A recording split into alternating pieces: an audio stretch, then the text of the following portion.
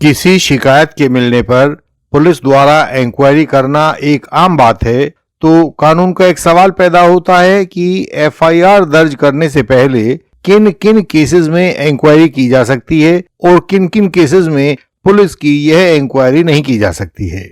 इस बार यह सवाल सुप्रीम कोर्ट के सामने कानून का एक इशू बनकर खड़ा हुआ और सुप्रीम कोर्ट ने इस बात पर अपने कानून को सेटल किया है।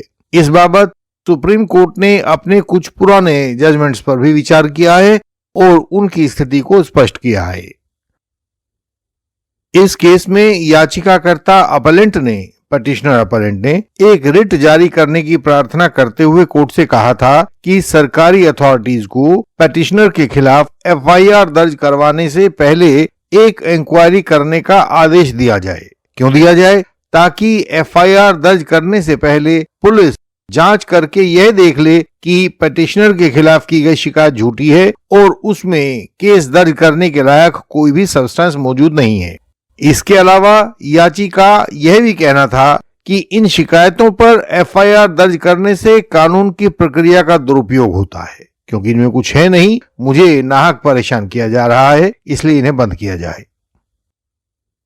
आज के केस में पिटिशनर प्रदीप निरंकार नाथ शर्मा एक रिटायर्ड आईएएस अधिकारी था, जिसने 2003 से लेकर 2006 तक गुजरात सरकार के अनेक विभागों में काम किया था। इस रिटायर्ड आईएएस अधिकारी के खिलाफ सरकारी पद के दुरुपयोग, भ्रष्ट कार्रवाई में शामिल होने और सरकारी जमीन के भ्रष्ट आवंटन करने को लेकर अनेक मुकदमे सरकार के द्वारा दर्ज किए गए थे। उसके खिलाफ पहली बार सन 2010 में एक एफआईआर दर्ज की गई थी। उसके बाद कई अन्य एफआईआर इस पिटिशनर के खिलाफ लगातार दर्ज की जाती रही हैं।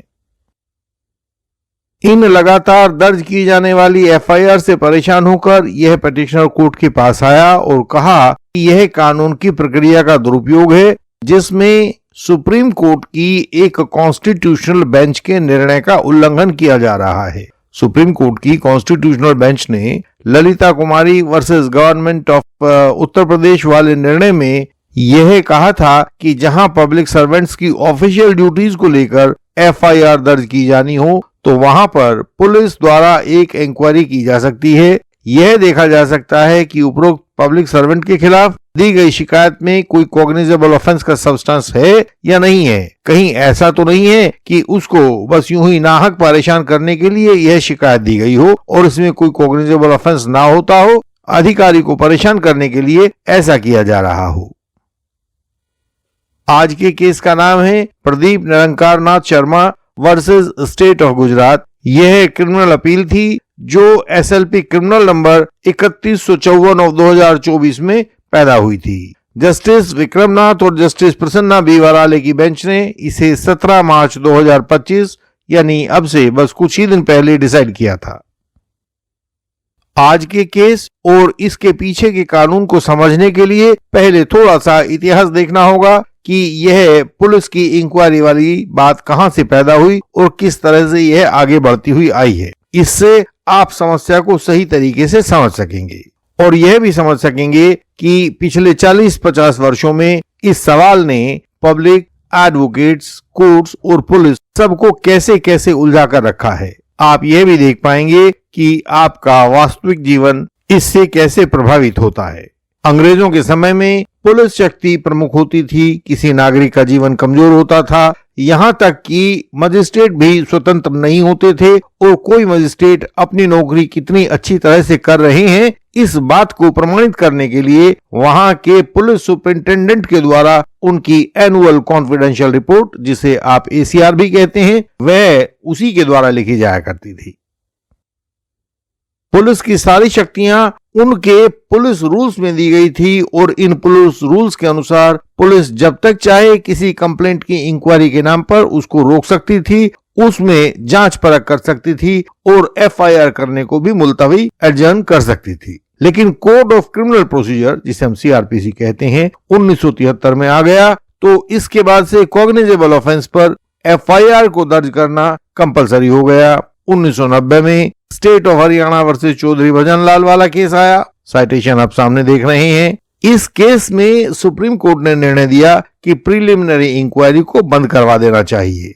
यदि कॉग्निजेबल ऑफेंस है, पुलिस तत्काल एफआईआर रजिस्टर करे और इन्वेस्टिगेशन को शुरू करे। दूसरा कोई अन्य तरीका नहीं है। चौधरी भजनलाल वाले केस के बाद से राज्यों के जो पुलिस रूल्स प्रीलिमिनरी इंक्वायरी की आज्ञा देते थे, उनको भी गैरकानूनी करार दे दिया गया है। 1992 में दिल्ली हाई कोर्ट ने Bhim Singh versus state of Delhi वाले केस में पंजाब पुलिस रूल के 24.4 रूल को निरस्त कर दिया था।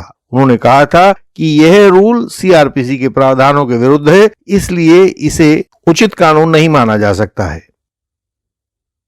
इसके लगभग 20 साल बाद 2012 में ललिता कुमारी का केस आया। सामने आप साइटेशन देख रहे हैं। इसमें बहुत आवश्यक परिस्थितियों में सुप्रीम कोर्ट ने अधिकतम 7 दिनों के लिए एक प्रीलिमिनरी पुलिस इंक्वायरी की आज्ञा दी थी। अनेक कारण उसमें बताए थे कि इन कारणों से पुलिस इंक्वायरी की जा सकती है, लेकिन इसमें देखने वाली बात यह है कि ललिता कुमारी वाले केस में भी सुप्रीम कोर्ट के द्वारा दी गई प्रीलिमिनरी इंक्वायरी का लिखित कानून नहीं था। यह केवल सुप्रीम कोर्ट के द्वारा दी गई एक सहूलियत थी। इस सहूलियत के आधार पर पुलिस जिन केसेस में उसे आवश्यक लगे उनमें एक इंक्वायरी कर सकती थी। यह इंक्वायरी करने का समय 1 सप्ताह दिया गया था। उसमें पुलिस को इंक्वायरी करके अपने निर्णय पर पहुंचना होता था, लेकिन यह इंक्वायरी वाली शक्ति इतनी महत्वपूर्ण है कि सरकार इसको छोड़ना नहीं चाहती है। अब सरकार ने नया कानून बीएनएसएस बनाया है। इस कानून को बनाते हुए इस प्रीलिमिनरी इंक्वायरी की शक्ति को जो पुलिस के पास थी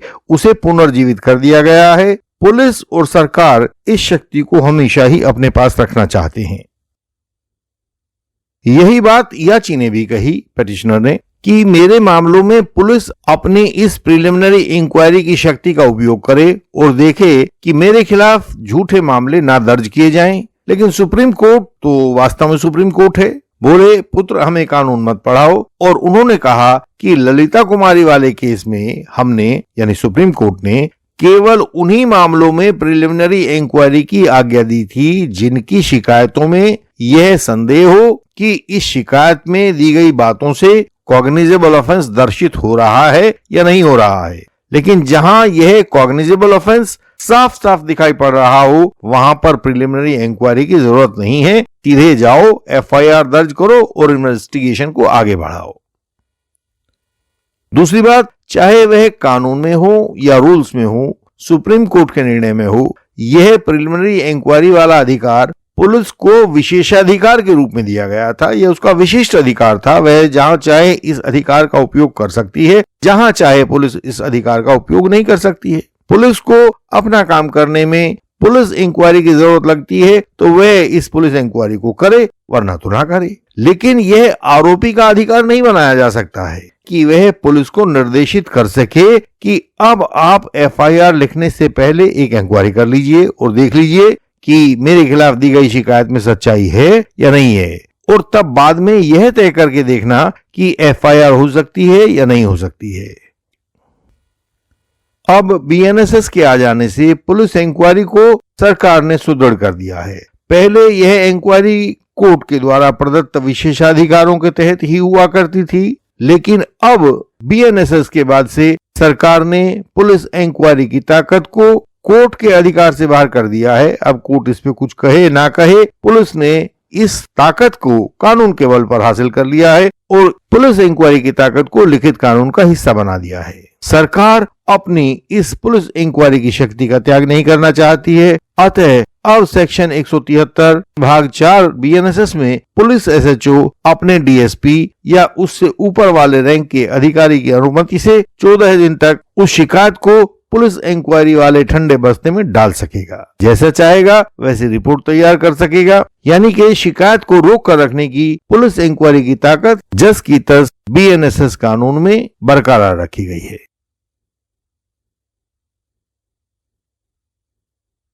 हमारे मेंबर्स, हायर्स एंड सुप्रीम्स चाहेंगे तो व्हाट्सएप पर अनुरोध भेजकर हमसे सुप्रीम कोर्ट के इस जजमेंट की कॉपी ले सकते हैं। इस जजमेंट में सुप्रीम कोर्ट के द्वारा दिए गए तर्कों और आर्ग्यूमेंट्स को आप स्वयं पढ़ सकते हैं। अपने पास सुप्रीम कोर्ट के महत्वपूर्ण जजमेंट्स का कलेक्शन भी तैयार कर सकते हैं। हमारी 20 मिनट वाली इंटेंसिव लीगल कंसल्टेशन का सामान्य शुल्क 1299 रुपए होता है, लेकिन हमारे सुप्रीम मेंबर्स को हम एक कंसल्टेशन मुफ्त देते हैं और इस सोमवार 7 अप्रैल को 20 मिनट वाली लीगल कंसल्टेशन हमारे सुप्रीम मेंबर्स को मुफ्त दी जाएगी। जो विद्वान व्यूअर्स हमारे मेंबर्स ग्रुप को ज्वाइन करना चाहते हैं वे नीचे दिए गए इस लिंक को क्लिक करके मेंबर बन सकते हैं। यह लिंक नीचे डिस्क्रिप्शन में भी दिया गया है। इससे आपको मेंबरशिप लेने में सुविधा का अनुभव होगा।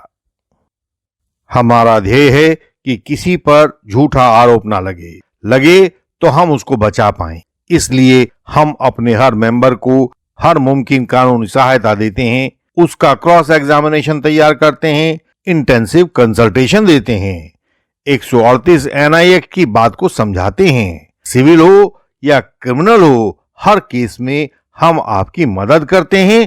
आप भी हमारे व्हाट्सएप नंबर पर हमें मैसेज भेजकर मेंबर बनने का तरीका जान सकते हैं। अपने केस के विजेता बनने के लिए, बेहतरीन एडवोकेट बनने के लिए आप इंडियन लीगल सिस्टम की सहायता ले सकते हैं। हमारी वेबसाइट पर सारी जानकारी आपको अपनी सरल भाषा में प्राप्त होगी। आप वेबसाइट को देखें और अध्ययन करें। लाइक, शेयर, सब्सक्राइब करें, बेल आइकन को प्रेस करें। हम अगली वीडियो में फिर मिलेंगे। प्रणाम।